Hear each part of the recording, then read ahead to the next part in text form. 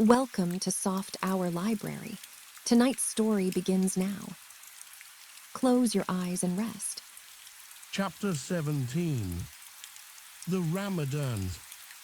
As Queequeg's Ramadan, or fasting and humiliation, was to continue all day, I did not choose to disturb him till towards nightfall, for I cherish the greatest respect towards everybody's religious obligations, never mind how comical, and could not find it in my heart to undervalue even a congregation of ants worshipping a toadstool, or those other creatures in certain parts of our earth, who with a degree of footmanism quite unprecedented in other planets, bow down before the torso of a deceased landed proprietor, merely on account of the inordinate possessions yet owned and rented in his name.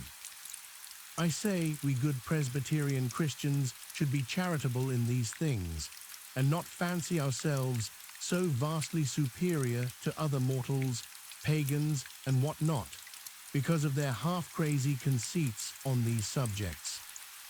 There was Queequeg now certainly entertaining the most absurd notions about Yojo and his Ramadan, but what of that? Queequeg thought he knew what he was about, I suppose. He seemed to be content, and they let him rest. All our arguing with him would not avail. Let him be, I say, and heaven have mercy on us all, Presbyterians and pagans alike, for we are all somehow dreadfully cracked about the head, and sadly need mending. Towards evening, when I felt assured that all his performances and rituals must be over, I went up to his room and knocked at the door, but no answer. I tried to open it, but it was fastened inside.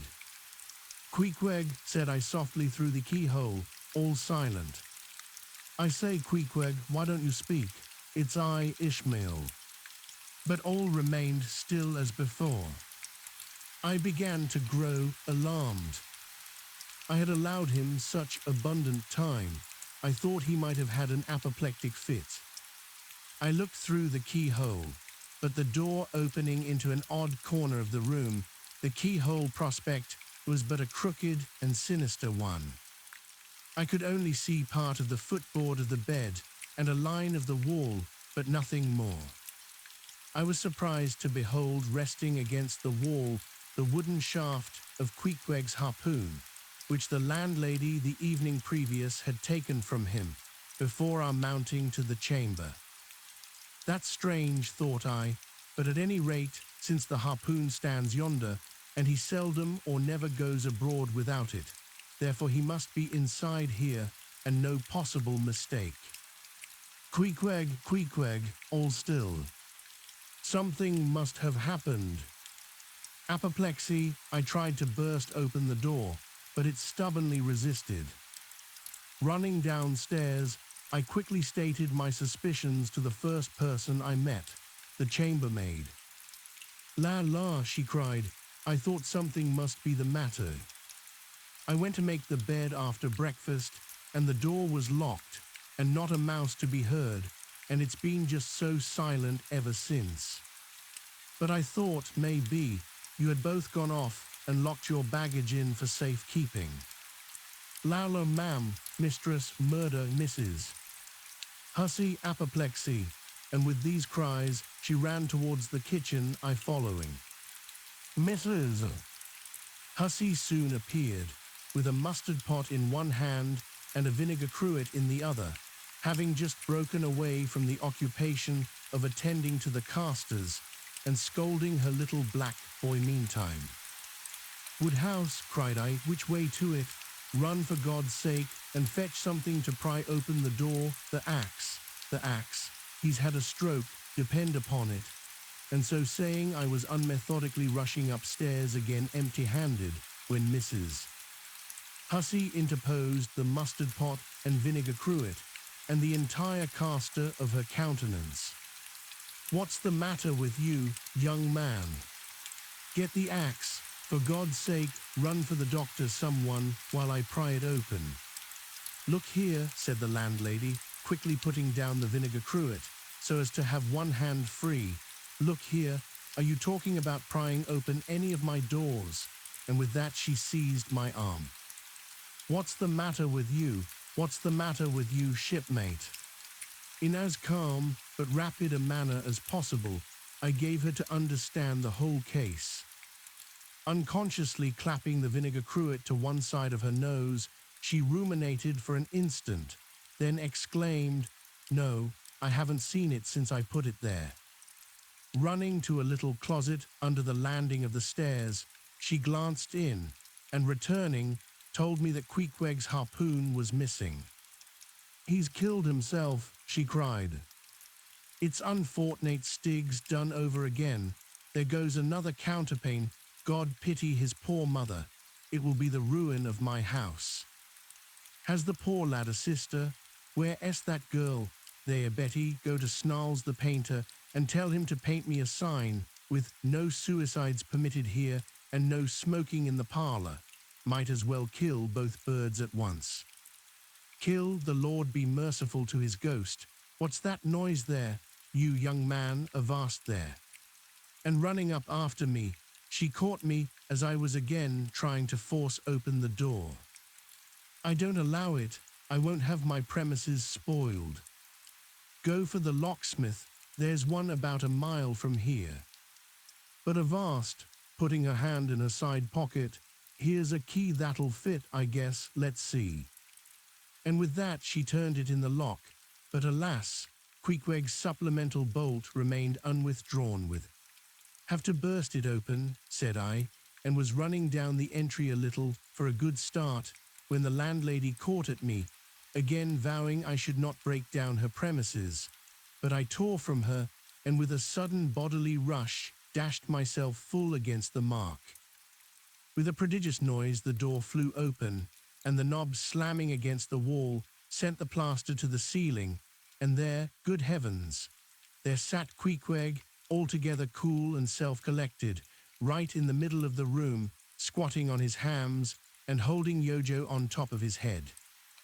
He looked neither one way nor the other way, but sat like a carved image with scarce a sign of active life. "Queequeg," said I, going up to him, "Queequeg, what's the matter with you?" "He hain't been a-sittin' so all day, has he?" said the landlady. But all we said, not a word could we drag out of him. I almost felt like pushing him over so as to change his position, for it was almost intolerable. It seemed so painfully and unnaturally constrained, especially as in all probability he had been sitting so for upwards of 8 or 10 hours, going too without his regular meals. "Mrs. Hussy," said I, "he's alive at all events, so leave us, if you please, and I will see to this strange affair myself." Closing the door upon the landlady, I endeavored to prevail upon Queequeg to take a chair, but in vain. There he sat, and all he could do, for all my polite arts and blandishments, he would not move a peg, nor say a single word, nor even look at me, nor notice my presence in the slightest way. I wonder, thought I, if this can possibly be a part of his Ramadan. Do they fast on their hams that weigh in his native island? It must be so. Yes, it's part of his creed, I suppose. Well then, let him rest. He'll get up sooner or later, no doubt. It can't last forever, thank God, and his Ramadan only comes once a year, and I don't believe it's very punctual then. I went down to supper. After sitting a long time listening to the long stories of some sailors who had just come from a plum-pudding voyage, as they called it, that is, a short whaling voyage in a schooner or brig, confined to the north of the line, in the Atlantic Ocean only. After listening to these plum-puddingers till nearly 11 o'clock, I went upstairs to go to bed, feeling quite sure by this time Queequeg must certainly have brought his Ramadan to a termination. But no, there he was just where I had left him. He had not stirred an inch. I began to grow vexed with him. It seemed so downright senseless and insane to be sitting there all day and half the night on his hams in a cold room, holding a piece of wood on his head. For heaven's sake, Queequeg, get up and shake yourself. Get up and have some supper. You'll starve, you'll kill yourself, Queequeg. But not a word did he reply. Despairing of him, therefore, I determined to go to bed and to sleep, and no doubt, before a great while, he would follow me. But previous to turning in, I took my heavy bearskin jacket and threw it over him, as it promised to be a very cold night, and he had nothing but his ordinary round jacket on. For some time, do all I would, I could not get into the faintest doze. I had blown out the candle, and the mere thought of Queequeg, not 4 feet off, sitting there in that uneasy position, stark alone in the cold and dark, this made me really wretched. Think of it, sleeping all night in the same room with a wide-awake pagan on his hams in this dreary, unaccountable Ramadan. But somehow I dropped off at last and knew nothing more till break of day, when, looking over the bedside, there squatted Queequeg as if he had been screwed down to the floor. But as soon as the first glimpse of sun entered the window, up he got, with stiff and grating joints, but with a cheerful look, limped towards me where I lay, pressed his forehead again against mine, and said his Ramadan was over. Now, as I before hinted, I have no objection to any person's religion, be it what it may, so long as that person does not kill or insult any other person, because that other person don't believe it also. But when a man's religion becomes really frantic, when it is a positive torment to him, and, in fine, makes this earth of ours an uncomfortable inn to lodge in, then I think it high time to take that individual aside and argue the point with him. And just so I now did with Queequeg. Queequeg, said I, get into bed now and lie and listen to me. I then went on, beginning with the rise and progress of the primitive religions, and coming down to the various religions of the present time, during which time I labored to show Queequeg that all these Lents, Ramadans, and prolonged ham-squattings in cold, cheerless rooms were stark nonsense, bad for the health, useless for the soul, opposed, in short, to the obvious laws of hygiene and common sense. I told him, too, that he being in other things such an extremely sensible and sagacious savage, it pained me, very badly pained me, to see him now so deplorably foolish about this ridiculous Ramadan of his. Besides, argued I, fasting makes the body cave in, hence the spirit caves in, and all thoughts born of a fast must necessarily be half-starved. This is the reason why most dyspeptic religionists cherish such melancholy notions about their hereafters. In one word, Queequeg, said I, rather digressively, hell is an idea first born on an undigested apple dumpling, and since then perpetuated through the hereditary dyspepsias nurtured by Ramadans.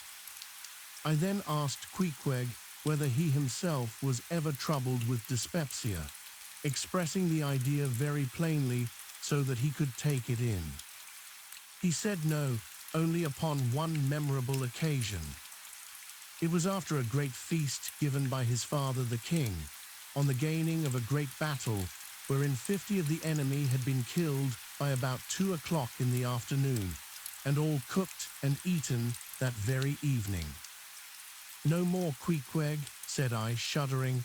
That will do, for I knew the inferences without his further hinting them. I had seen a sailor who had visited that very island, and he told me that it was the custom, when a great battle had been gained there, to barbecue all the slain in the yard or garden of the victor, and then one by one they were placed in great wooden trenches and garnished round like a pilau with breadfruit and coconuts, and with some parsley in their mouths were sent round with the victor's compliments to all his friends, just as though these presents were so many Christmas turkeys. After all, I do not think that my remarks about religion made much impression upon Queequeg, because, in the first place, he somehow seemed dull of hearing on that important subject, unless considered from his own point of view, and in the second place, he did not more than 1/3 understand me, couch my ideas simply as I would, and finally, he no doubt thought he knew a good deal more about the true religion than I did. He looked at me with a sort of condescending concern and compassion, as though he thought it a great pity that such a sensible young man should be so hopelessly lost to evangelical pagan piety. At last we rose and dressed, and Queequeg, taking a prodigiously hearty breakfast of chowders of all sorts, so that the landlady should not make much profit by reason of his Ramadan, we sallied out to board the Pequod, sauntering along and picking our teeth with halibut bones. Chapter 18. His Mark. As we were walking down the end of the wharf towards the ship, Queequeg carrying his harpoon, Captain Peleg in his gruff voice loudly hailed us from his wigwam, saying he had not suspected my friend was a cannibal, and furthermore announcing that he let no cannibals on board that craft, unless they previously produced their papers. "What do you mean by that, Captain Peleg?" said I, now jumping on the bulwarks and leaving my comrade standing on the wharf. "I mean," he replied, "he must show his papers." "Yes," said Captain Bildad in his hollow voice, sticking his head from behind Peleg's out of the wigwam.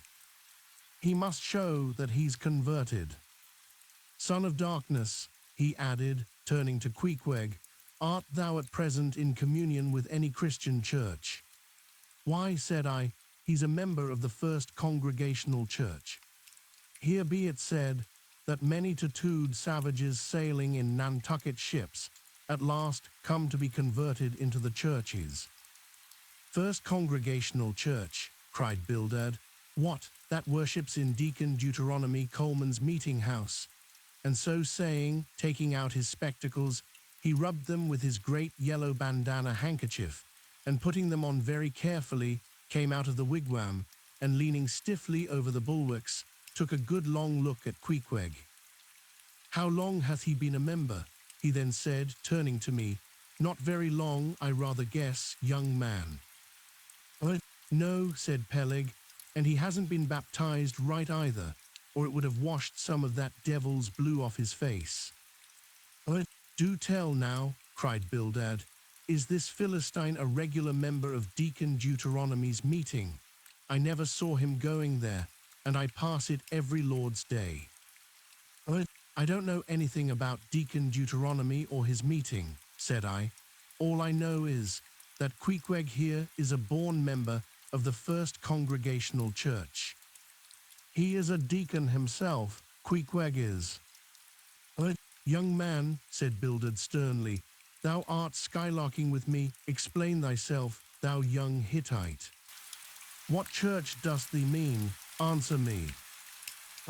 Finding myself thus hard pushed, I replied, "I mean, sir, the same ancient Catholic church to which you and I, and Captain Peleg there, and Queequeg here, and all of us, and every mother's son and soul of us belong, the great and everlasting first congregation of this whole worshipping world.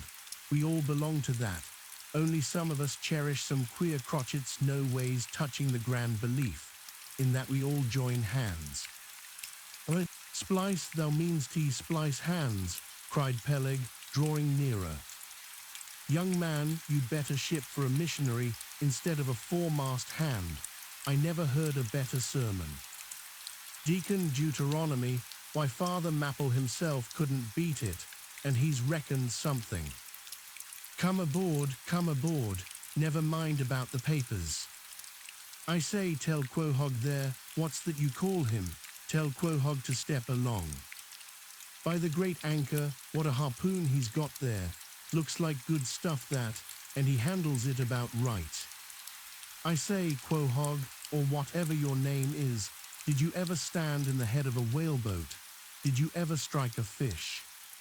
Without saying a word, Queequeg, in his wild sort of way, jumped upon the bulwarks, from thence into the bows of one of the whaleboats hanging to the side, and then bracing his left knee and poising his harpoon, cried out in some such way as this: "Captain, you see him small drop tar on water dera? You see him?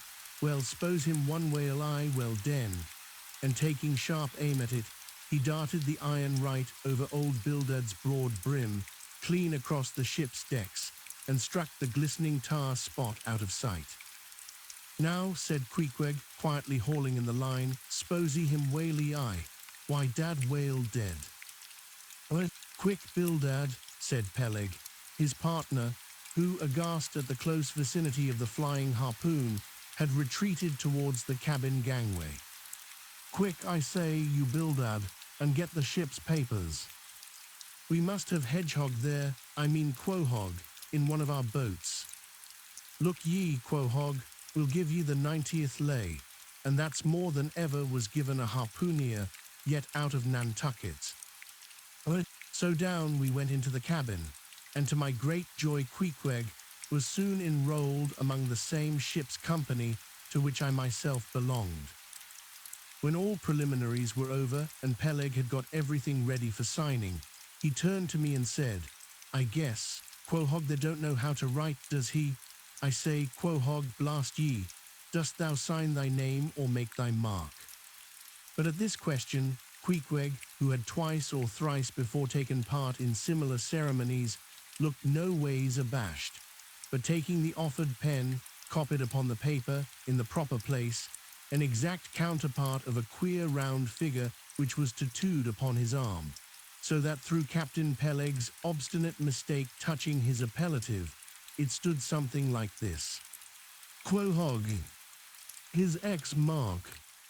Meanwhile Captain Bildad sat earnestly and steadfastly eyeing Queequeg, and at last rising solemnly and fumbling in the huge pockets of his broad-skirted drab coat, took out a bundle of tracts, and selecting one entitled "The Latter Day Coming," or "No Time to Lose," placed it in Queequeg's hands, and then grasping them and the book with both his, looked earnestly into his eyes and said, "Son of darkness, I must do my duty by thee. I am part owner of this ship, and feel concerned for the souls of all its crew. If thou still clingest to thy pagan ways, which I sadly fear, I beseech thee, remain not for aye a Belial bondsman. Spurn the idle bell and the hideous dragon, turn from the wrath to come.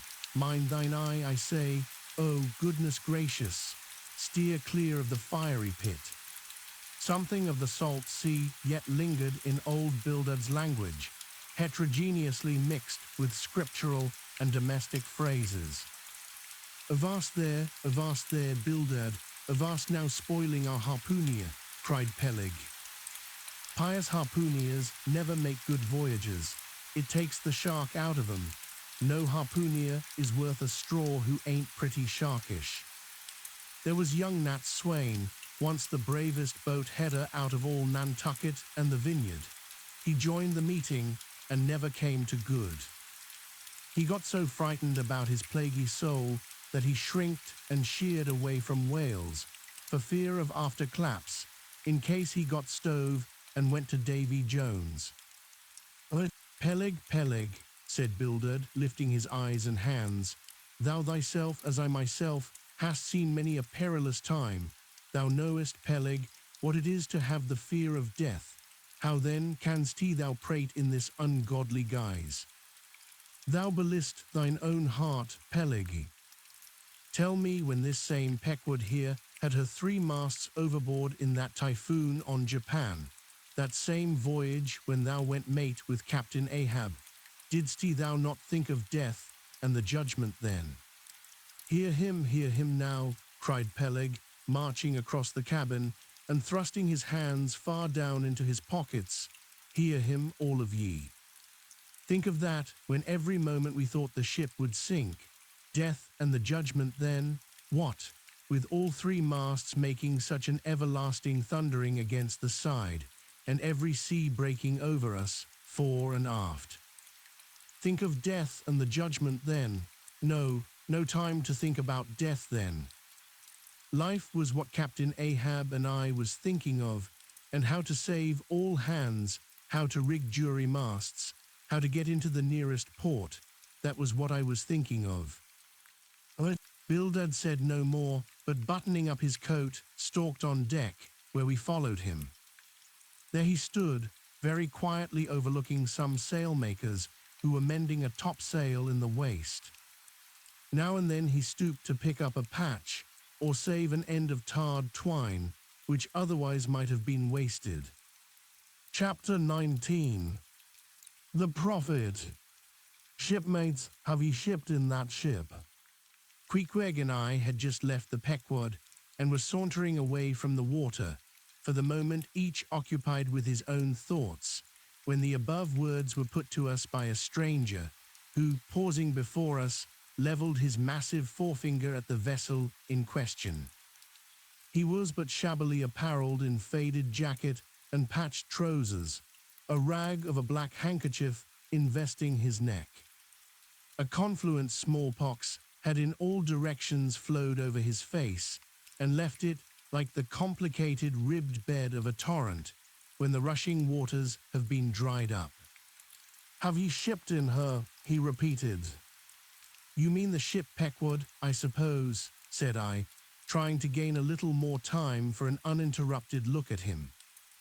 Aye, the Pequod, that ship there, he said, drawing back his whole arm, and then rapidly shoving it straight out from him, with the fixed bayonet of his pointed finger darted full at the object. Yes, said I, we have just signed the articles. Anything down there about your souls? About what? Oh, perhaps you haven't got any, he said quickly. No matter though, I know many chaps that haven't got any, good luck to 'em, and they are all the better off for it. A soul's a sort of a fifth wheel to a wagon. What are you jabbering about, shipmate? Said I. He's got enough, though, to make up for all deficiencies of that sort in other chaps, abruptly said the stranger, placing a nervous emphasis upon the word he. Queequeg, said I, let's go. This fellow has broken loose from somewhere. He's talking about something and somebody we don't know. Stop, cried the stranger. Ye said true, ye haven't seen Old Thunder yet, have ye? Who's Old Thunder? Said I, again riveted with the insane earnestness of his manner. Captain Ahab. What, the captain of our ship, the Pequod? Aye, among some of us old sailor chaps, he goes by that name. Ye haven't seen him yet, have ye? No, we haven't. He's sick, they say, but is getting better, and will be all right again before long. All right again before long, laughed the stranger, with a solemnly derisive sort of laugh. Look ye, when Captain Ahab is all right, then this left arm of mine will be all right, not before. What do you know about him? What did they tell you about him? Say that. They didn't tell much of anything about him, only I've heard that he's a good whale hunter and a good captain to his crew. That's true, yes, both true enough. But you must jump when he gives an order. Step and growl, growl and go, that's the word with Captain Ahab's. But nothing about that thing that happened to him off Cape Horn long ago when he lay like dead for 3 days and nights. Nothing about that deadly scrimmage with the Spaniard afore the altar in Santa. Heard nothing about that, nothing about the silver calabash he spat into, and nothing about his losing his leg last voyage, according to the prophecy. Didn't ye hear a word about the matters and something more? No, I don't think ye did. How could ye? Who knows it? Not all Nantucket, I guess. But howsever, mayhap, ye have heard tell about the leg and how he lost it. Aye, ye have heard of that, I dare say. Oh yes, that everyone knows a'most. I mean they know he's only one leg, and that a Parmacetti took the other off. My friend, said I, what all this gibberish of yours is about, I don't know, and I don't much care, for it seems to me that you must be a little damaged in the head. But if you are speaking of Captain Ahab, of that ship there, the Pequod, then let me tell you that I know all about the loss of his leg. All about it, sure you do. All. Pretty sure. With finger pointed and eye levelled at the Pequod, the beggar-like stranger stood a moment, as if in a troubled reverie, then starting a little, turned and said, "Ye have shipped, have ye, names down on the papers? Well, well, what's signed is signed, and what's to be will be, and then again, perhaps it won't be after all. Anyhow, it's all fixed and arranged already, and some sailors or other must go with him, I suppose, as well these as any other men, God pity 'em. Morning to ye, shipmates, morning, the ineffable heavens bless ye. I'm sorry I stopped ye." "Look here, friend," said I, "if you have anything important to tell us, out with it. But if you are only trying to bamboozle us, you are mistaken in your game. That's all I have to say." And it said very well, and I like to hear a chap talk up that way. You are just the man for him, the likes of ye. "Morning to ye, shipmates, morning. Oh, when ye get there, tell 'em I've concluded not to make one of 'em." "Ah, my dear fellow, you can't fool us that way. You can't fool us. It is the easiest thing in the world for a man to look as if he had a great secret in him." "Morning to ye, shipmates, morning." "Morning it is," said I. "Come along, Queequeg, let's leave this crazy man. But stop, tell me your name, will you?" "Elijah." "Elijah," thought I, and we walked away, both commenting, after each other's fashion, upon this ragged old sailor, and agreed that he was nothing but a humbug, trying to be a bugbear.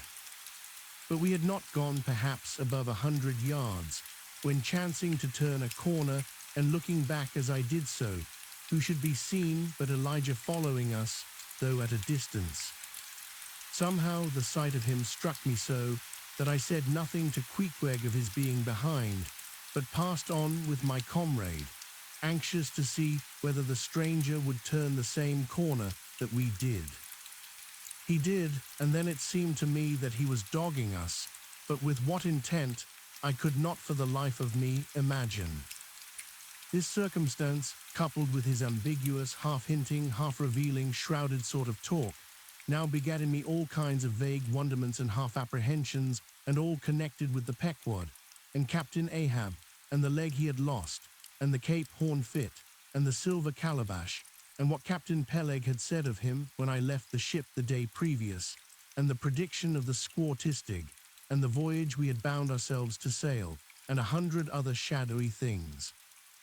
I was resolved to satisfy myself whether this ragged Elijah was really dogging us or not, and with that intent crossed the way with Queequeg, and on that side of it retraced our steps.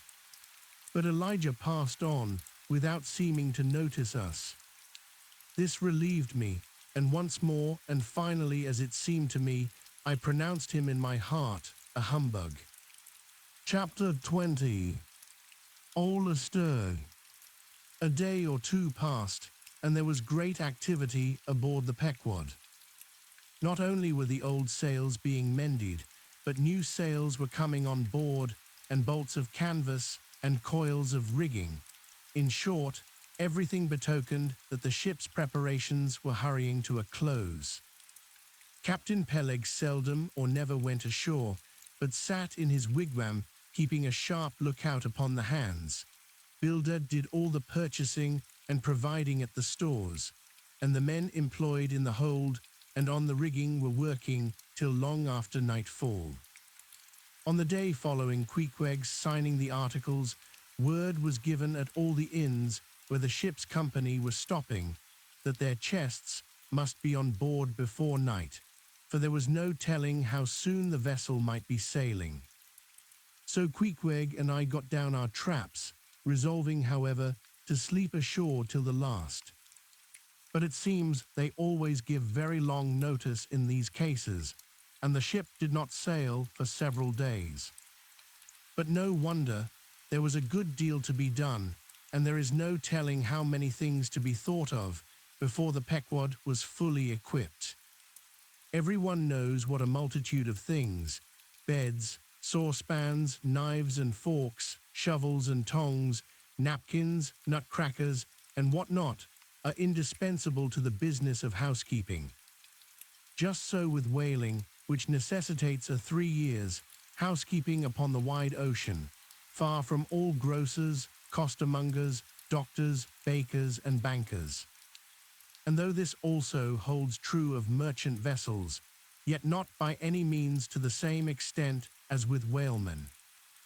For besides the great length of the whaling voyage, the numerous articles peculiar to the prosecution of the fishery, and the impossibility of replacing them at the remote harbors usually frequented, it must be remembered that of all ships, whaling vessels are the most exposed to accidents of all kinds, and especially to the destruction and loss of the very things upon which the success of the voyage most depends.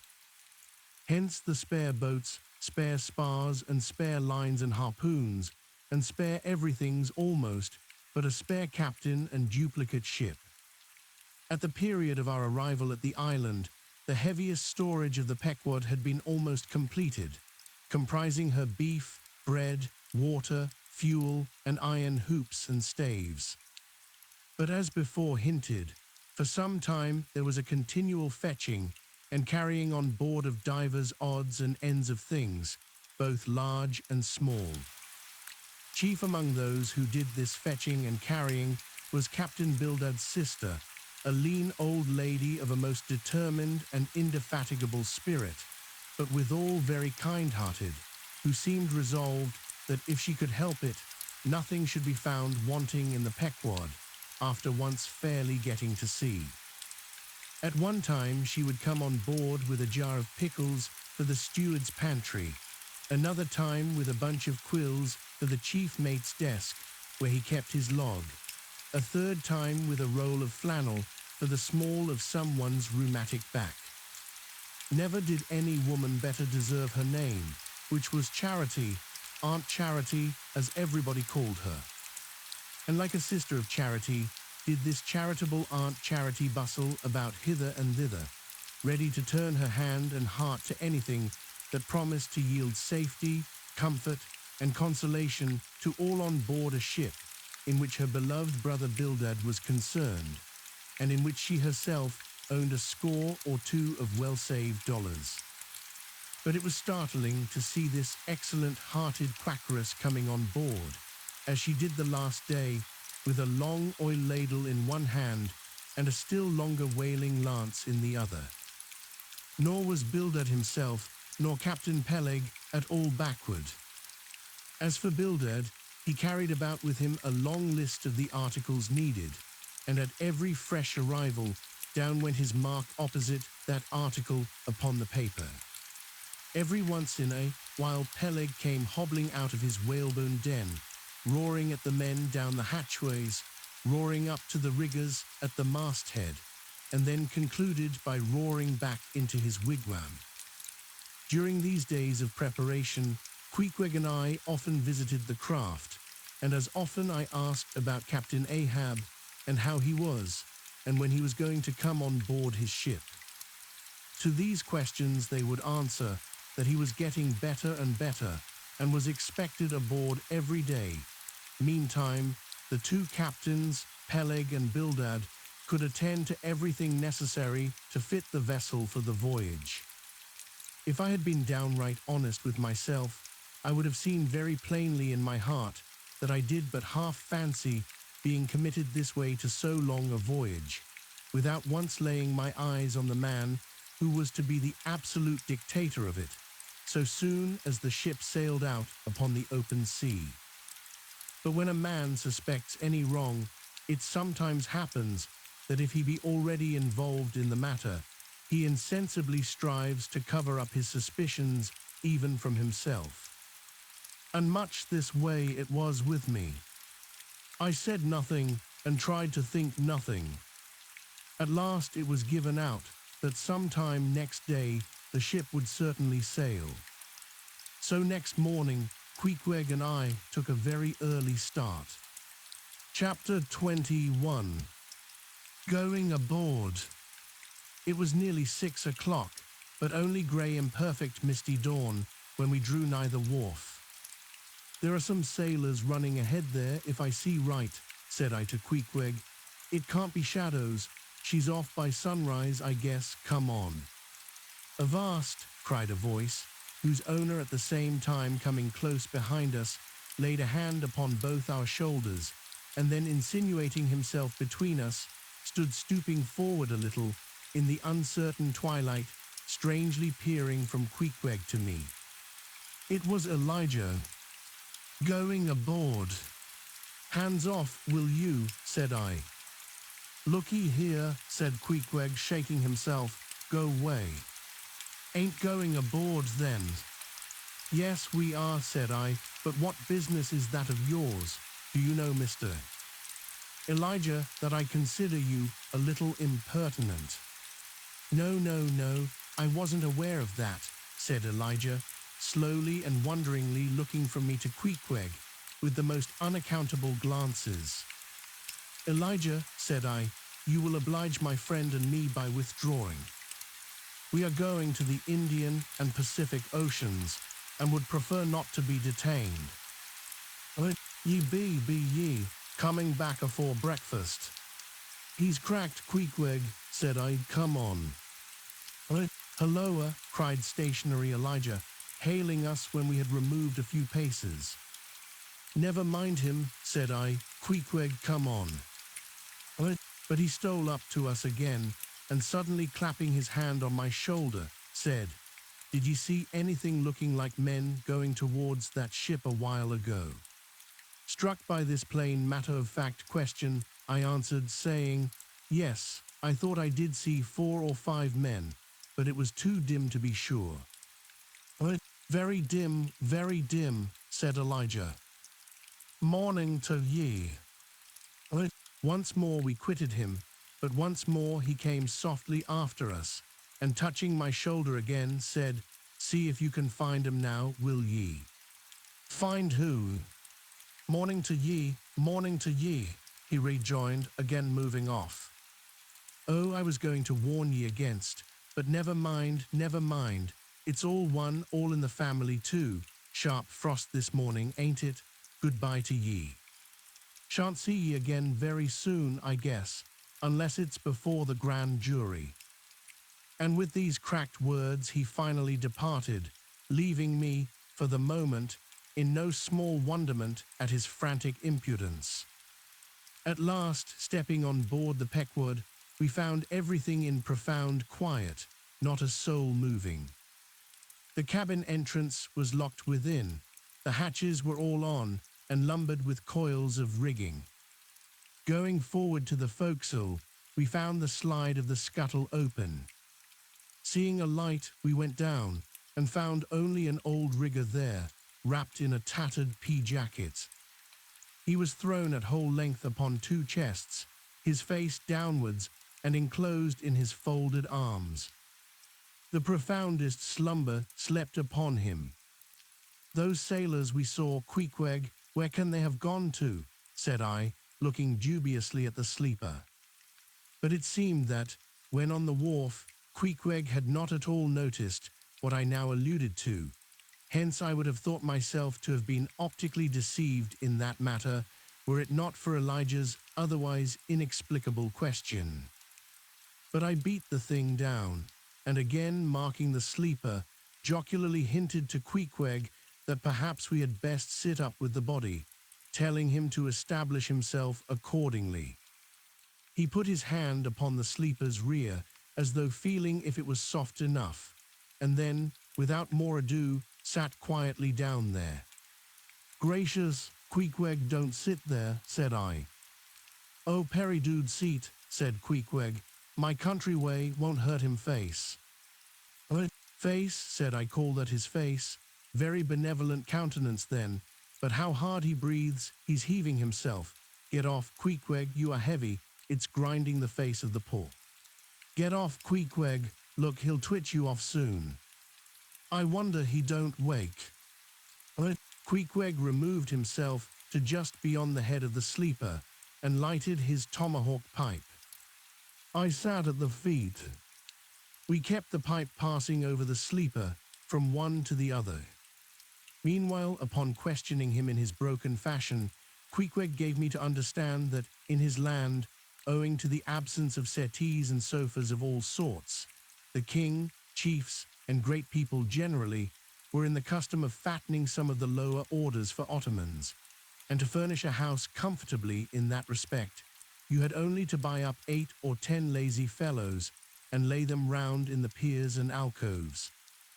Besides, it was very convenient on an excursion, much better than those garden chairs which are convertible into walking sticks. Upon occasion, a chief calling his attendant and desiring him to make a settee of himself under a spreading tree, perhaps in some damp, marshy place. While narrating these things, every time Queequeg received the tomahawk from me, he flourished the hatchet side of it over the sleeper's head.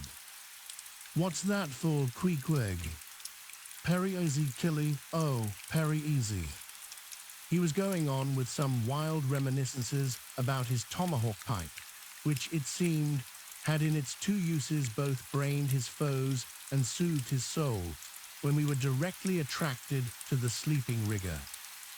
The strong vapor now completely filling the contracted hole, it began to tell upon him. He breathed with a sort of muffledness, then seemed troubled in the nose, then revolved over once or twice, then sat up and rubbed his eyes. "Halloa," he breathed at last, "who be ye smokers?" "Shipped men," answered I. "When does she sail?" "Aye, we are going in her, be ye. She sails today." "The captain came aboard last night." "What Captain Ahab?" "Who but him, indeed?" I was going to ask him some further questions concerning Ahab, when we heard a noise on deck. "Halloa, Starbuck's astir," said the rigger. "He's a lively chief mate, that good man and a pious, but all alive now I must turn to." And so saying, he went on deck, and we followed. It was now clear sunrise. Soon the crew came on board in 2s and 3s, the riggers bestirred themselves, the mates were actively engaged, and several of the shore people were busy in bringing various last things on board. Meanwhile, Captain Ahab remained invisibly enshrined within his cabin. Chapter 22. Merry Christmas. At length, towards noon, upon the final dismissal of the ship's riggers, and after the Pequod had been hauled out from the wharf, and after the ever-thoughtful Charity had come off in a whaleboat with her last gift, a nightcap for Stubb, the second mate, her brother-in-law, and a spare Bible for the steward. After all this, the 2 captains, Peleg and Bildad, issued from the cabin, and turning to the chief mate, Peleg said, "Now, Mr. Starbuck, are you sure everything is right? Captain Ahab is all ready, just spoke to him, nothing more to be got from shore, eh? Well, call all hands then." "Muster 'em aft here, blast 'em." "No need of profane words, however great the hurry, Peleg," said Bildad, "but away with thee, friend Starbuck, and do our bidding." How now, here upon the very point of starting for the voyage, Captain Peleg and Captain Bildad were going it with a high hand on the quarterdeck, just as if they were to be joint commanders at sea, as well as to all appearances in port. And as for Captain Ahab, no sign of him was yet to be seen, only they said he was in the cabin. But then the idea was that his presence was by no means necessary in getting the ship under way and steering her well out to sea. Indeed, as that was not at all his proper business, but the pilot's, and as he was not yet completely recovered, so they said, therefore Captain Ahab stayed below. And all this seemed natural enough, especially as in the merchant service many captains never show themselves on deck for a considerable time after heaving up the anchor, but remain over the cabin table, having a farewell merrymaking with their shore friends before they quit the ship for good with the pilot. But there was not much chance to think over the matter, for Captain Peleg was now all alive. He seemed to do most of the talking and commanding, and not Bildad. "Aft here, ye sons of bachelors," he cried, as the sailors lingered at the main mast. Mr. Starbuck drive 'em aft. Strike the tent there was the next order. As I hinted before, this whalebone marquee was never pitched except in port, and on board the Pequod for 30 years, the order to strike the tent was well known to be the next thing to heaving up the anchor. Man the capstan, blood and thunder, jump was the next command, and the crew sprang for the handspikes. Now in getting underway, the station generally occupied by the pilot is the forward part of the ship.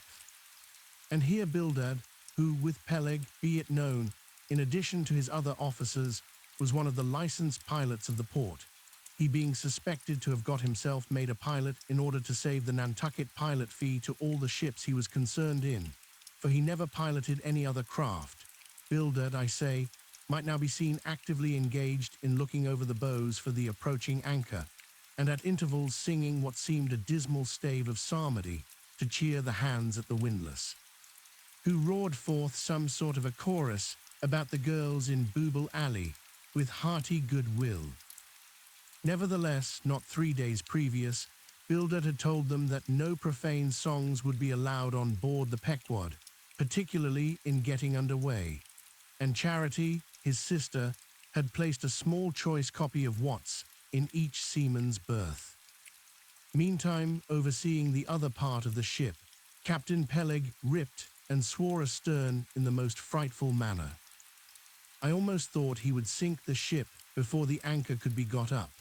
Involuntarily, I paused on my handspike and told Queequeg to do the same, thinking of the perils we both ran in starting on the voyage with such a devil for a pilot. I was comforting myself, however, with the thought that in pious Bildad might be found some salvation, spite of his 777th lay, when I felt a sudden sharp poke in my rear, and turning round, was horrified at the apparition of Captain Peleg in the act of withdrawing his leg from my immediate vicinity. That was my first kick. "Is that the way they heave in the marchant service?" he roared. "Spring, thou sheephead, spring and break thy backbone. Why don't ye spring, I say, all of ye spring. Quohog, spring, thou chap with the red whiskers, spring there, Scotch cap, spring, thou green pants. Spring, I say, all of ye, and spring your eyes out." And so saying, he moved along the windlass, here and there, using his leg very freely, while imperturbable Bildad kept leading off with his psalmody. Thinks I, Captain Peleg must have been drinking something today. At last the anchor was up, the sails were set, and off we glided. It was a short, cold Christmas, and as the short northern day merged into night, we found ourselves almost broad upon the wintry ocean, whose freezing spray cased us in ice, as in polished armor. The long rows of teeth on the bulwarks glistened in the moonlight, and like the white ivory tusks of some huge elephant, vast curving icicles depended from the bows. Lank Bildad, as pilot, headed the first watch, and ever and anon, as the old craft deep dived into the green seas and sent the shivering frost all over her, and the winds howled and the cordage rang, his steady notes were heard. Sweet fields beyond the swelling flood stand dressed in living green. So to the Jews old Canaan stood, while Jordan rolled between. Never did those sweet words sound more sweetly to me than then. They were full of hope and fruition. Spite of this frigid winter night in the boisterous Atlantic, spite of my wet feet and wetter jacket, there was yet, it then seemed to me, many a pleasant haven in store, and meads and glades so eternally vernal that the grass shot up by the spring, untrodden, unwilted, remains at midsummer. At last we gained such an offing that the two pilots were needed no longer. The stout sailboat that had accompanied us began ranging alongside. It was curious and not unpleasing how Peleg and Bildad were affected at this juncture, especially Captain Bildad. For loath to depart, yet very loath to leave for good, a ship bound on so long and perilous a voyage, beyond both stormy capes, a ship in which some thousands of his hard-earned dollars were invested, a ship in which an old shipmate sailed as captain, a man almost as old as he, once more starting to encounter all the terrors of the pitiless jaw, loath to say goodbye to a thing so every way brimful of every interest to him. Poor old Bildad lingered long, paced the deck with anxious strides, ran down into the cabin to speak another farewell word there, again came on deck and looked to windward, looked towards the wide and endless waters only bounded by the far-off unseen eastern continents, looked towards the land, looked aloft, looked right and left, looked everywhere and nowhere. And at last, mechanically coiling a rope upon its pin, convulsively grasped stout Peleg by the hand, and holding up a lantern, for a moment stood gazing heroically in his face, as much as to say, nevertheless, friend Peleg, I can stand it. Yes, I can. As for Peleg himself, he took it more like a philosopher, but for all his philosophy, there was a tear twinkling in his eye when the lantern came too near. And he too did not a little run from cabin to deck, now a word below, and now a word with Starbuck, the chief mate. But at last he turned to his comrade with a final sort of look about him. Captain Bildad, come, old shipmate, we must go. Back the main yard there, boat ahoy. Stand by to come close alongside now, careful, careful. Come, Bildad, boy, say your last. Luck to ye, Starbuck, luck to ye, mister. Stub, luck to ye, mister. Flask, goodbye and good luck to ye all. And this day 3 years, I'll have a hot supper smoking for ye in old Nantucket. Hurrah and away. God bless ye, and have ye in his holy keeping, men, murmured old Bildad, almost incoherently. I hope ye'll have fine weather now, so that Captain Ahab may soon be moving among ye. A pleasant sun is all he needs, and ye'll have plenty of them in the tropic voyage ye go. Be careful in the hunt, ye mates. Don't stave the boats needlessly, ye harpooneers. Good white cedar plank is raised full 3%. Within the year. Don't forget your prayers either. Mister Starbuck, mind, the cooper don't waste the spare staves. Oh, the sail needles are in the green locker. Don't whale it too much a Lord's days, men, but don't miss a fair chance either. That's rejecting heaven's good gifts. Have an eye to the molasses tierce, mister. Stub, it was a little leaky, I thought. If ye touch at the islands, mister. Flask, beware of fornication. Goodbye, goodbye. Don't keep that cheese too long down in the hold, mister. Starbuck, it'll spoil. Be careful with the butter, 20 cents the pound it was, and mind ye if. Come, come, Captain Bildad, stop palavering, away. And with that, Peleg hurried him over the side, and both dropped into the boat. Ship and boat diverged. The cold, damp night breeze blew between. A screaming gull flew overhead. The two hulls wildly rolled. We gave 3 heavy-hearted cheers and blindly plunged like fate into the lone Atlantic.